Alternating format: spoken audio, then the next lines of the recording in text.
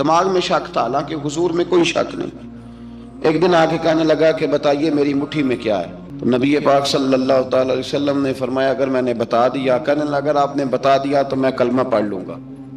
حضور نے فرمایا میں نے بتا دینا ہے پر تو نے کوئی نہیں پڑھنا، میں بتا دینا ہے۔ کہ بتائیے، تو حضور نے فرمایا چل سودا کر لیتے ہیں، اگر جو تیری مٹھی میں ہے وہی بتا دے پھر تیرا کیا خیال ہے؟ تو نبی پاک صلی اللہ تعالی علیہ وسلم نے کہا کیا بھئی ابو جہل کی مٹھی میں؟ تو اس کی مٹھی میں کنکر تھے، کنکروں نے کلمہ پڑھنا شروع کر دیا۔ جب کنکروں نے کلمہ پڑھا، پتھر تھے وہ، انہوں نے کلمہ پڑھا، ابو جہل نے وہ کنکر زمین پہ پھینکے، کہنے لگا اوہو تیرا جادو تو پتھروں پہاڑوں پہ بھی چلتا ہے۔ اب جملہ کہنے لگا ہوں سمجھ لینا، ابو جہل گوشت کا آدمی تھا، کنکر پتھر تھے، پتھر کلمہ پڑھ گئے۔ گوشت پوشت کا آدمی تھا پر کلمہ، کیونکہ یہاں کیا تھا؟ شک، اس نے آگے نہیں بڑھنے دی۔ گوشت پوشت کا شخص ہو کے پتھروں سے آگے نکل گیا، نبی پاک صلی اللہ علیہ وسلم کی خدمت میں آیا۔ بلکہ وہ جو یہودی والی روایت ہے اس کے پس منظر میں بھی بعض محدثین نے لکھا ہے، اس کو بھی اسی نے بھیجا، کہنے لگا جاؤ نبی پاک سے جا کے کہو اگر وہ درخت آپ کا کلمہ پڑھے تو میں بھی پڑھ لوں گا۔ درخت، اب درخت ہوتے تو جاندار ہیں پر کلمے تو کوئی نہیں نہ پڑھتے۔ درخت سے بھی تو انسانوں سے کلمہ پڑھنے کی بات، اگر درخت پڑھے تو میں پڑھ لوں گا۔ نبی پاک صلی اللہ علیہ وسلم دور بیٹھے تھے، درخت دور تھا، اور امام سیوطی علیہ رحمہ نے لکھا ہے درخت بھی کیکر کا تھا۔ نبی پاک صلی اللہ علیہ وسلم نے فرمایا اس یہودی سے کہ تو جا کے درخت کو کہہ کہ تجھے نبی پاک بلاتے ہیں۔ فرمایا میں گیا تو پھر تم نے کہنا جادو کر کے بلایا ہے۔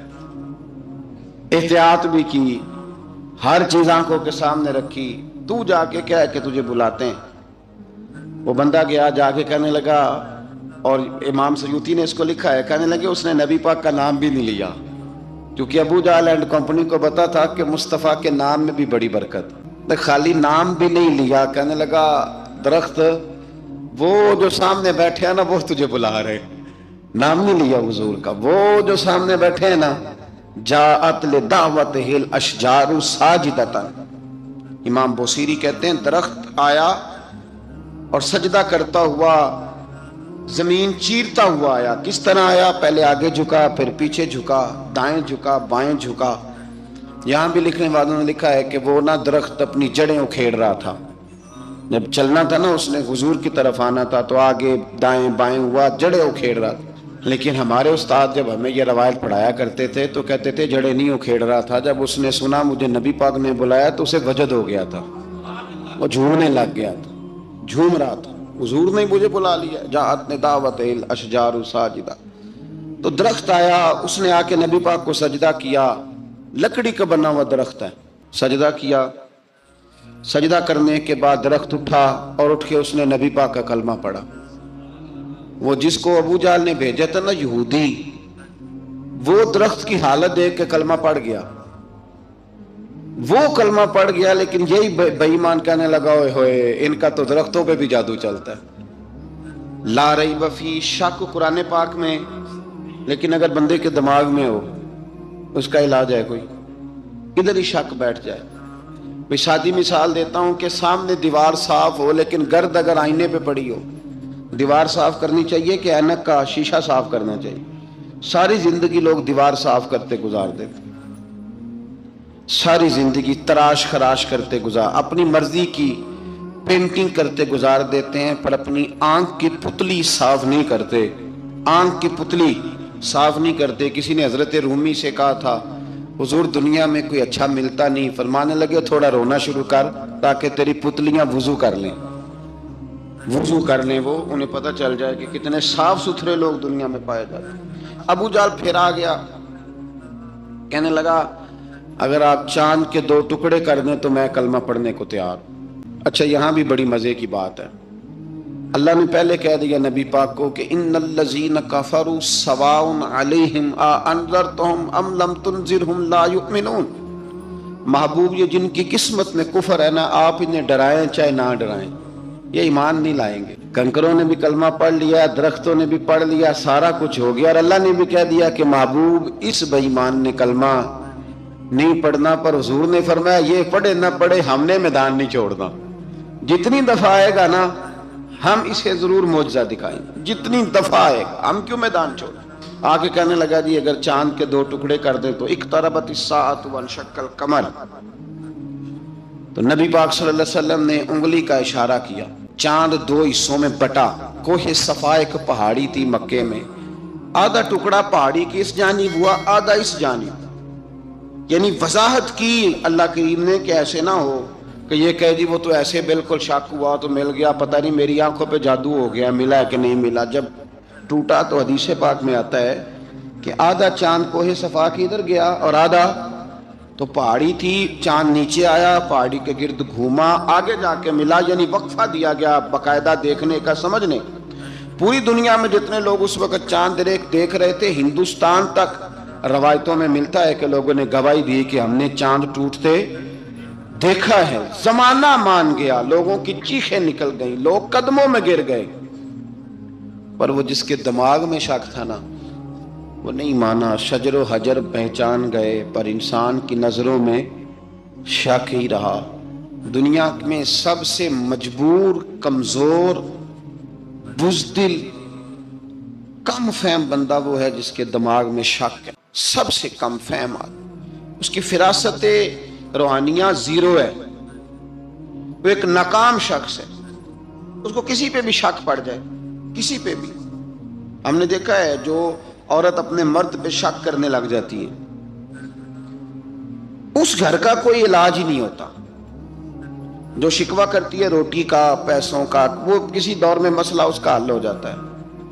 جو نافرمان ہوتی ہے اس کا بھی مسئلہ کسی نہ کسی زمانے میں حل ہو ہی جاتا ہے۔ یہ جس کو شک پڑ جاتا ہے نا، شک، اس کا مسئلہ قیامت کی صبح تک حل نہیں ہوتا۔ اگر مرد کو شک پڑ جائے اس کا مسئلہ بھی کبھی زندگی میں دوبارہ حل، یاد رکھیں۔ یہ جو شکوک و شبہات ہے نا، قرآن پورا شکوک و شبہات کا ازالہ کرتا ہے، کافر کے سوال کا جواب دیتا ہے، منافق کے سوال کا جواب دیتا ہے۔ قرآن مجید ہر ایک کی تسلی کراتا ہے، لیکن شروع میں بتا دیا کہ لا ریب فی، شک والی گنجائش اس میں۔ لوگ آج تک شک کر رہے ہیں کہ اللہ کا کلام ہے کہ نہیں، آج تک لوگ کہیں۔ تو میرے بھائی، شکوک والی زندگی کمزور ہوتی ہے، شکوک والی۔ عقل مند لوگوں کی زندگی کمزور زندگی ہے۔ صحابہ کرام عمل والے لوگ تھے، وہ بحثوں میں الجھے رہتے تو عمل نہ کر پاتے۔ ہمارے ہاں نا بحث ہوتی ہے جس مسئلے کا کوئی تعلق ہی نہیں، الجھنوں سے نکل آئیں، عمل کا رستہ، بحث جو ہوتی ہے یہ عمل کا رستہ روکتی ہے۔ عقل مند نہ بنے، فرما بردار بنے۔ میرے بھائی، شکوک و شبہات والی جو لائف ہے، لیکن نا انبیاء کرام علیہ السلام کے بارے میں شکوک و شبہات ہیں، اولیاء عظام کے بارے میں۔ اب ایک نیا شک پیدا ہو گیا ہے کہ فیض ملتا ہے کہ نہیں ملتا۔ ہم نے فلانے ولی کو دیکھا نہیں، ساری زندگی اس کا نام لیا، فیض ملے گا کہ نہیں؟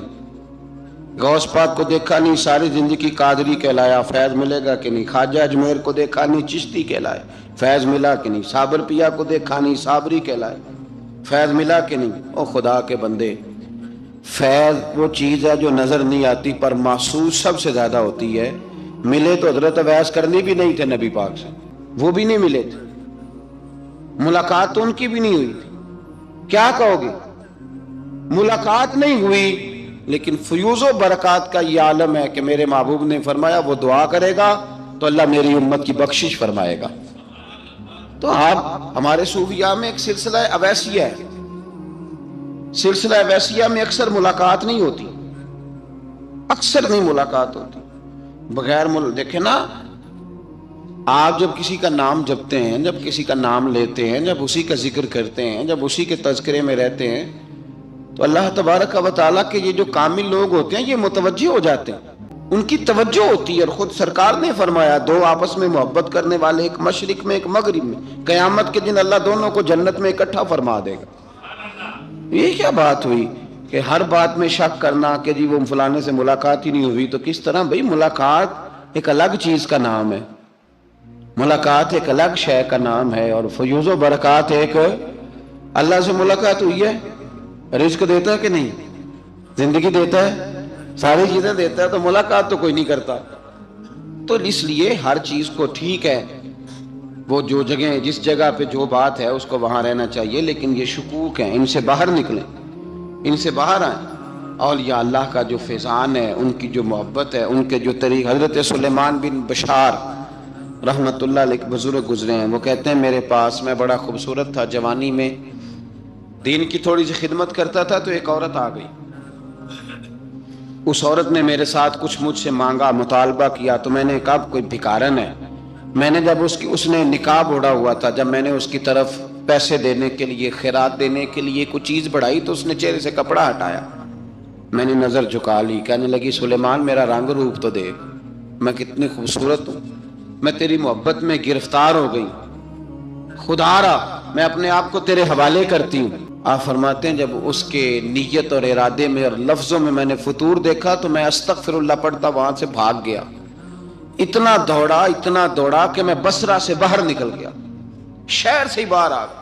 عورت سے دوڑ رہا ہے، مرد نوجوان خوبصورت. فرماتے ہیں عشاء کی اذانیں ہو رہی تھی، نماز پڑھ کے میں مسجد میں سو گیا تو مجھے حضرت یوسف علیہ السلام کا دیدار ہوا. جناب یوسف کہتے ہیں میں حضور کا غلام اور غلاموں کا غلام اور صدیوں بعد کا غلام. تو جناب یوسف علیہ السلام میری خواب میں آئے اور کہنے لگے اٹھ جوان میرے سینے سے لگ، یار تو نے تو نبی پاک کا امتی ہو کے وہ کام کیا ہے جو میں نے نبی ہو کے کیا تھا.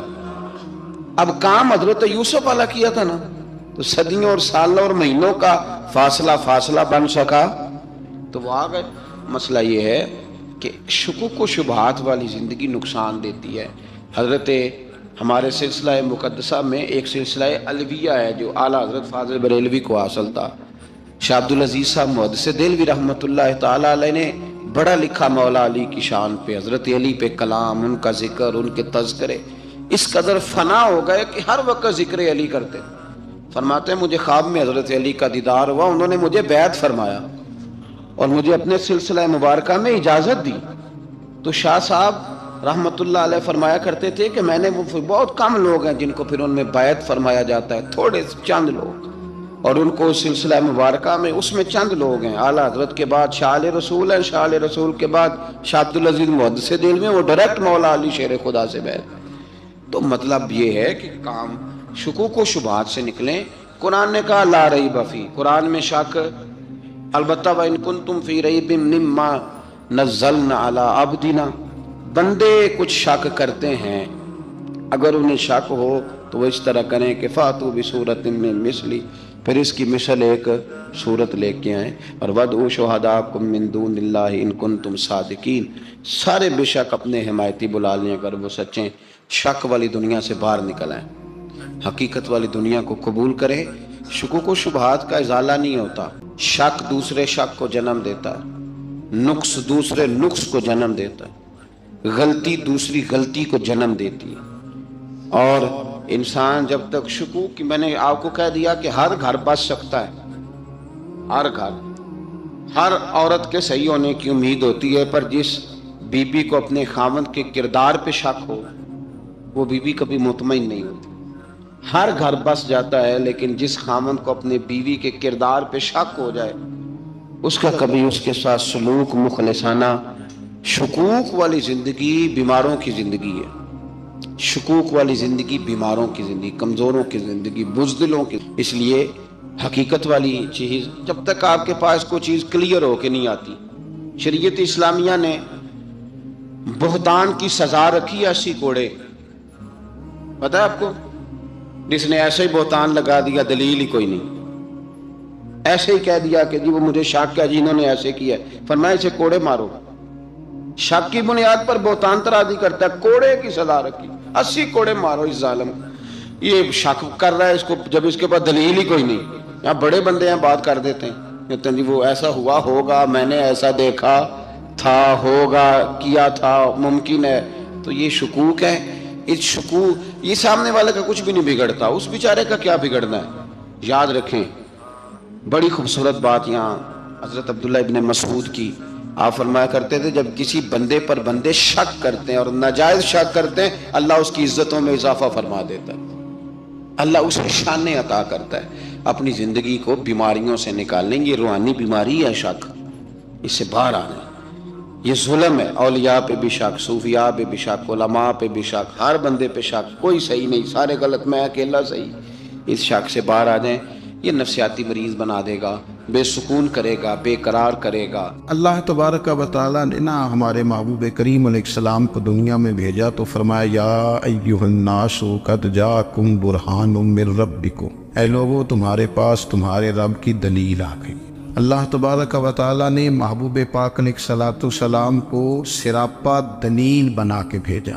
باقی انبیاء کرام علیہم السلام کے پاس بھی اپنی نبوت کے دلائل کے طور پر بے شمار معجزات تھے، اور حضور کریم علیہ السلام کے تو پورے وجود کو ہی اللہ نے معجزہ بنایا۔ اور نبی پاک صلی اللہ تعالیٰ علیہ وآلہ وسلم کی نبوت کی دلیلیں، حضور کے رسالت کے مستحکم دلائل جگہ جگہ آپ کو ملیں گے۔ سب سے پہلی چیز تو یہ سمجھنے والی ہے کہ نبی پاک علیہ السلام نے جس چیز کو سب سے پہلے اپنی نبوت کی دلیل کے طور پر بیان فرمایا وہ حضور کا کردار ہے، سیرت ہے، عمل ہے، حضور کا لوگوں کے ساتھ رویہ ہے۔ نبی پاک علیہ السلام کی تبلیغ کے 3 دور ہیں۔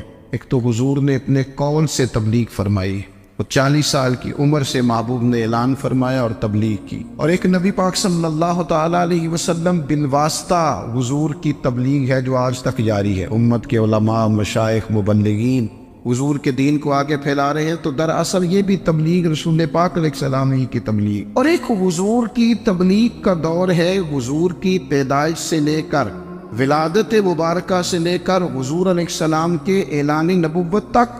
اس دوران نبی پاک نے جو تبلیغ فرمائی ہے وہ اپنے کردار سے۔ عرب کا وہ معاشرہ جو بڑا میلا کچیلا گدلا ہو چکا تھا، جس کے اندر سراسر مادہ پرستی کا زور تھا، جس کے اندر لوگ انسانوں کی خرید و فروخت کرتے تھے، جس کے اندر بیٹیوں کو زندہ دفن کر دیتے تھے، جس کے اندر جو آدمی جتنا زیادہ مضبوط ہوتا تھا اتنا زیادہ لٹیرا بن جاتا تھا، اس معاشرے کے اندر رسول کریم علیہ السلام نے 40 سال گزارے، اور اس طرح گزارے کہ جو بیگانے بھی تھے وہ بھی کہا کرتے تھے یہ صادق ہے، یہ امین ہے۔ اور جب حضور نے اعلان نبوت کیا تو فرمایا، یہ قرآن مجید کے لفظ ہیں، فرمایا فَقَدْ لَبِثْتُ فِيكُمْ عُمَرًا مِّن قَبْلِهِ أَفَلَا تَعْقِلُونَ، میں تمہارے بیچ عمر کا ایک حصہ گزار چکا ہوں، تمہیں عقل نہیں ہے، شعور نہیں ہے۔ نبی کریم علیہ السلام نے اپنے کردار کو، اپنے عمل کو اپنی نبوت کی دلیل کے طور پر بیان فرمایا۔ وہ تو حضرت حلیمہ بھی فرماتی ہیں نا، جب میں نبی کریم علیہ السلام کو اپنے گھر لے گئی تو میرا اپنا بچہ بھی دودھ پیتا تھا، 2 میرے بیٹے ہو گئے، ایک میری یہ نسبی اولاد اور حضور میری رضائی اولاد۔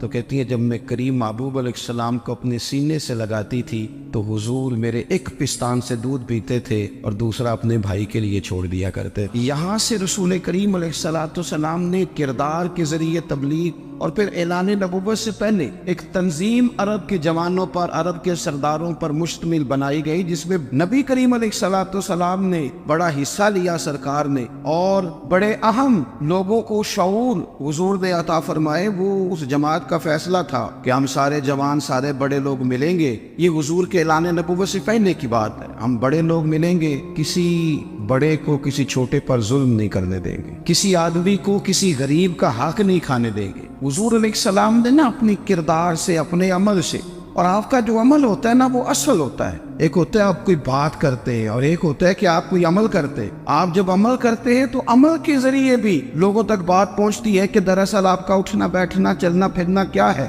میرے رسول کریم علیہ السلام کا اٹھنا بھی ایک نبی کا، بیٹھنا بھی ایک نبی کا، بات کرنا بھی ایک نبی کا، معاملات زندگی کرنا بھی ایک نبی کا، لین دین کرنا بھی ایک نبی کا۔ ایک شخص کہتے ہیں میں نے اعلان نبوت سے پہلے حضور علیہ السلام سے کوئی چیز خریدی تھی اور میں نے عرض کیا تھا آپ یہاں تشریف رکھے، میں پیسے لے کے آتا ہوں، میں 3 دن کے بعد آیا۔ دیکھو یہ بات کرنی کتنی آسان ہے، بولنی کتنی آسان ہے، پر 3 دن یہاں میرے بھائی کو کسی شخص کو 2 گھنٹے انتظار کرنا پڑ جائے تو لوگ کہتے ہیں الانتظار وشد من القتل، یہ تو قتل سے زیادہ تکلیف والا معاملہ ہے، منتظر رہنا کسی کا۔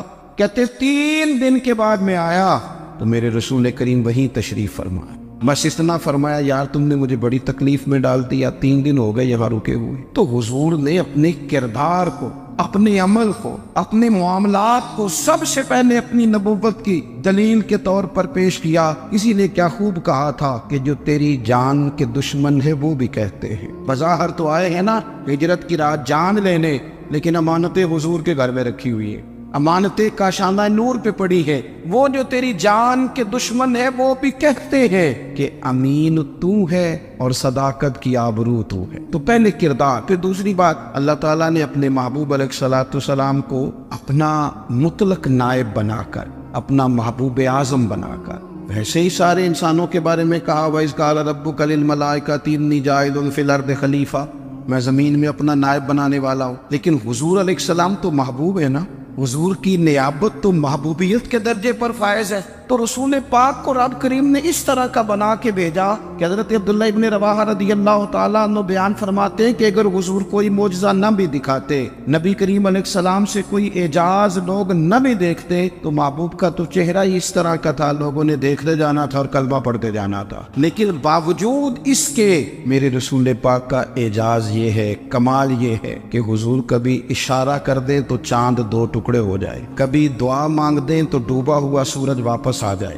کبھی محبوب گزرنے لگے تو پتھر آپ پر سلام پڑے، کبھی حضور پہاڑ پر چڑھ جائے تو پہاڑ وجد میں آ کر جھومنے لگے، محبوب کا کبھی نماز پڑھاتے ارادہ بن جائے تو اللہ تعالیٰ قبلے کا رخ ہی تبدیل فرما دے۔ کیا خوبصورت سوچ ہے اور کیا نظریہ دیتے ہیں بریلی کے امام، فرماتے اجابت کا جوڑا عنایت کا صحرا دلہن بن کے نکلی دعائے محمد، اور اجابت میں جھک کر گلے سے لگایا بڑی ناز سے جب دعائے محمد، دیکھو خدا کی رضا چاہتے ہیں دو عالم، خدا چاہتا ہے رضائے محمد صلی اللہ تعالی علیہ وسلم۔ اور ایک مقام پہ فرماتے ہیں نائب دست قدرت پہ لاکھوں سلام، نائب دست قدرت پہ لاکھوں سلام۔ تو اللہ تعالیٰ نے نبی پاک صلی اللہ تعالی علیہ وسلم کو جو اعجاز۔ پھر ایک اور بات، حضور امی ہے، دنیا میں آ کر محبوب نے کسی سے پڑھا ہی نہیں، میرے محبوب نے جتنا پڑھا ہے رب کریم سے ہی پڑھا ہے۔ الرحمن علم القرآن خلق الانسان، رحمان نے قرآن سکھایا پھر انسان بنایا۔ اللہ تبارک و تعالیٰ کی بارگاہ کرم سے حضور نے لیا، رسول کریم امی ہے، یہ بھی حضور کی نبوت پر ایک بڑی دلیل۔ دیکھو ایک ہوتا ہے کوئی آدمی بچپن سے کسی چیز سے شغف رکھے اور جب اس کی عمر بڑی ہو جائے تو کہتے ہیں اس کا تجربہ بڑا ہو گیا، یہ پہلے کچھ شعر کہتا تھا، کوئی ادبی جملہ کہتا تھا، تو اب اس کی یہ کام کرتے کرتے عمر بڑی ہو گئی ہے تو رسوخ حاصل ہو گیا۔ 40 سال کی عمر مبارک تک نبی کریم نے ایک شعر بھی نہیں کہا، حضور علیہ الصلوۃ والسلام نے کبھی کوئی ایسی بات، ویسے تو حضور کی ہر بات حکمت والی، لیکن جس کو عرب کے لوگ اپنے لہجے میں شاعری یا اپنے لہجے میں ادب کہتے تھے وہ حضور نے بیان نہیں فرمایا۔ لیکن جب 40 سال کی عمر میں اعلان نبوت کیا تو پھر بڑے بڑے فصیح و بلیغ، بڑے بڑے سیانے طفیل بن عمر کہتے ہیں کہ اس شخص کو بھی میں نے دیکھا جسے بڑا ناز تھا اپنی فصاحت اور بلاغت پر، اور جب وہ حضور کے پاس آیا اور اس نے آ کے کچھ باتیں کی تو محبوب خاموشی سے سنتے رہے، اور جب وہ چپ کر گیا تو میرے کریم نے صرف سورہ فاتحہ پڑھی، کبھی اٹھتا تھا، کبھی بیٹھتا تھا، کبھی غور کرتا تھا، کبھی دائیں جاتا تھا، کبھی بائیں جاتا تھا، پھر کہنے لگا بتاؤ نا کلام کس کا ہے؟ فرمایا اس رب کا، اس رب کا، اس رب کا جس کا میں رسول بن کے آیا ہوں۔ نبی کریم صلی اللہ تعالی علیہ وسلم امی ہے، لیکن حضور نے کائنات کے رازوں سے پردے ہٹا دیے، نبی کریم نے جینے کے سلیقے بتا دیے، حضور نے ہر شخص اس کے مقصد حیات سے آگاہ کر دیا، نبی کریم علیہ السلام نے وہ فلسفہ حیات بیان کیا کہ لوگوں کو صرف جینے میں مزہ نہیں آیا، مرنے میں بھی مزہ آنے لگا، لوگ آگے بڑھ بڑھ کے جانیں پیش کرنے لگے، اپنی اولادیں قربان کر، جو فلسفیوں سے کھل نہ سکا اور نکتہ بروں سے حل نہ ہوا، وہ راز ایک طیبہ والے نے بتلا دیا چند اشاروں میں۔ محبوب کریم امی ہیں، لیکن حضور نے اس طرح دنیا کو سکھایا، اس طرح دنیا کو پڑھایا، اس طرح حضور نے علم کے چراغ اور دیپ روشن کیے کہ قیامت تک جسے روشنی ملے گی نا اسے صرف دروازہ مصطفیٰ سے ملے گی، اسے رسول کریم علیہ السلام کے تر دولت سے ملے۔ کچھ لوگوں نے کہا کہ اپنے پاس سے آیات بنا کے لاتے، اپنے گھر میں بیٹھ کے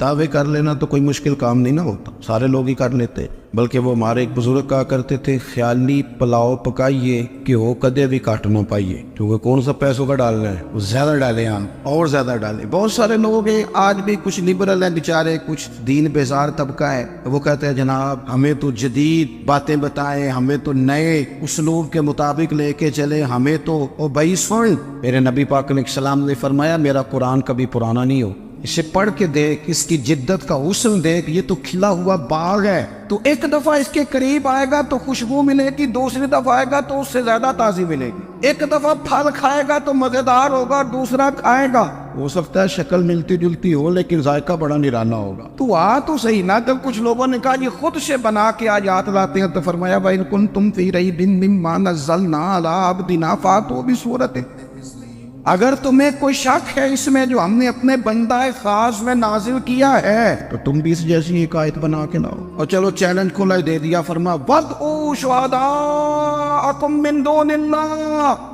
اللہ اور اللہ والوں کو چھوڑ دو. تفسیری ترجمہ عرض کر رہا ہوں، یعنی صحابہ کو چھوڑ دو، حضور کے ماننے والوں کو چھوڑ دو، باقی ساری دنیا کے کافر اکٹھے ہو جاؤ. ایک آیت بس قرآن جیسی لے کے آؤ، ایک آیت لے کے آؤ. ان کنتم صادقین، اگر تم سچے ہو. جوانوں سنو، کہا ایک آیت. اور یہ چیلنج آج تک قرآن مجید کا موجود ہے، آج تک. وَإِن كُنتُمْ فِي رَيْبٍ مِّمَّا نَزَّلْنَا عَلَىٰ عَبْدِنَا فَأْتُوا بِسُورَةٍ مِّن مِّثْلِهِ، تم قرآن کے مقابلے کی ایک صورت لے کے آؤ اور سارے حمایتی اکٹھے کر لو اپنے. ان کنتم صادقین، اگر تم سچے ہو. جواب تو ادھر سے آنا تھا نا، لیکن کائنات کے رب نے جواب بھی خود دیا. فرمایا فَإِن لَّمْ تَفْعَلُوا وَلَن تَفْعَلُوا، اگر تم نہ لا سکے، اور فرمایا تم لا سکتے بھی نہیں. نہ خنجر اٹھے گا نہ تلوار تم سے، یہ بازو میرے آزمائے ہوئے. وَلَن تَفْعَلُوا، تم لا بھی نہیں سکتے.